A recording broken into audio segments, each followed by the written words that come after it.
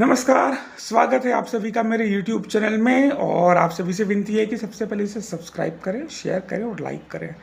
तो हमारा आज का जो विषय है वो है कॉकरोच जनता पार्टी। नया नया ऑनलाइन कीड़ा ये पैदा हुआ है।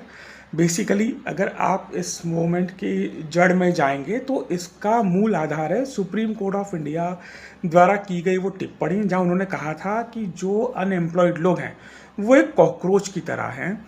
और उसके बाद उन्होंने इस चीज़ को और एलोबरेट करते हुए कहा था कि जो लोग बेरोज़गार होते हैं, जिनके पास कोई काम धंधा नहीं होता, ये वही होते हैं फिर बाद में जो कहीं सोशल मीडिया पे डिबेट करते रहते हैं दिन भर, या फिर मीडिया को कोसना और अलग अलग मुद्दों पे बहस करते रहना और माहौल ख़राब करना एक तरह से।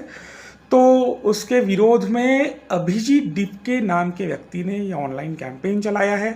अब ये कितनी बड़ी पॉलिटिकल पार्टी बनती है वो तो एक अलग विषय है पूरी तरह से, लेकिन अभिजीत डिपके की पहचान सभी लोग जानते हैं कि जैसे वो आम आदमी पार्टी के सपोर्टर रह चुके हैं। ऑनलाइन उनके काफ़ी सारे ट्वीट्स और अकाउंट्स अवेलेबल है। मनीष सिसोदिया के साथ बड़ा लिपट के उनका फ़ोटो पॉपुलर है। तो उनका ये कहना कि हम खुद बहुत organic kind of political worker हैं, तो वो कोई सच बात है नहीं।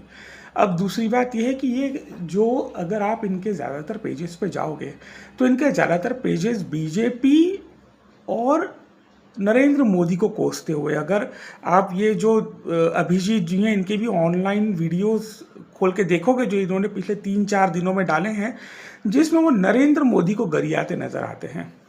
अब मुझे बताइए इसमें नरेंद्र मोदी को गरियाने की क्या बात है, जब टिप्पणी सुप्रीम कोर्ट ऑफ इंडिया ने की है। उसके अलावा बाकी की जो चीज़ें हैं जिसमें लेजिटिमेट वोट की बात है, वुमेन रिजर्वेशन है, तो ये सारी चीज़ें तो नरेंद्र मोदी इस लेवल पर लेकर के आए हैं कि आज वो पॉलिटिकल डिस्कशन का और इलेक्शन कैंपेन का हिस्सा बने हुए हैं। अब तीसरी इसमें सबसे इम्पॉर्टेंट बात है, आप मुझे बताइए कि ये अगर चाहते तो ये पेज कॉकरोच कांग्रेस भी बन सकता था, ये कॉकरोच समाजवादी भी बन सकता था, ये कॉकरोच तृणमूल भी बन सकता था। इन्होंने कॉकरोच जनता पार्टी ही क्यों बनाया? क्योंकि एक कारण तो ये है जो मुझे समझ में आता है, वो ये है कि ऑफ कोर्स पॉलिटिकल क्लास में एक यही तो पार्टी है जो ताकतवर बची है, वरना तो किसी पार्टी की कोई ताकत नहीं है। और क्योंकि बीजेपी से मिलता जुलता नाम है, बीजेपी से सीजेपी मिलता जुलता नाम है, तो उसको ऑनलाइन कैंपेन में फ़ायदा मिलेगा और सीधे सीधे बीजेपी को टारगेट करने के लिए इन्होंने ये कैंपेन खड़ा किया है। अगर आप इस कैंपेन के जो हेड है अभिजीत डिपके के अलग अलग लेवल पे जो इन्होंने स्टैंड लिए वो देखिए, ये उमर खालिद के सपोर्टर हैं। वो उमर खालिद जो दिल्ली दंगों में चिकन नेक को भारत से अलग करने की कोशिश कर रहे थे, ये धारा 370 को हटाने का विरोध कर चुके हैं। ये अलग अलग मौक़ों पे राष्ट्रवाद से जुड़े हुए मुद्दों का विरोध कर चुके हैं। तो इनका स्टैंड क्या है, इनकी पॉलिटिकल आइडियोलॉजी क्या है, वो तो बहुत स्पष्ट है। मेरा ये मानना है कि ये मुद्दा या ये जो कैंपेन है ये आज नहीं तो कल पंचर हो जाएगा, क्योंकि इसका कोई ज़मीन पे आधार नहीं है। क्योंकि बेसिकली ये उस आइडिया से पैदा हो रहा है जैसा कुछ लोगों को लग रहा था कि नेपाल में युवाओं ने आंदोलन किया, बांग्लादेश में युवाओं ने आंदोलन किया और सत्ता बदल गई। भारत में उस तरह से नहीं हो सकता। सिर्फ नरेंद्र मोदी के अगेंस्ट नहीं, किसी के अगेंस्ट नहीं हो सकता। एक जैन आंदोलन जो हुआ था वो 1975 में इमरजेंसी के खिलाफ हुआ था, जहां युवा जनों ने आगे आकर के इमरजेंसी का विरोध किया और सत्ता को पलटाया। इंदिरा गांधी को सत्ता से बाहर फेंका और जनता पार्टी की सत्ता लाई। तो वो इमरजेंसी लगी हुई थी ऑफिशियल, जिसमें लोगों को बिना बोले जेल में डाला गया था। आज उस तरह के कोई हालात नहीं है। तो ये जो इनका कैंपेन है ये पूरी तरह से फ्लॉप होने वाला है।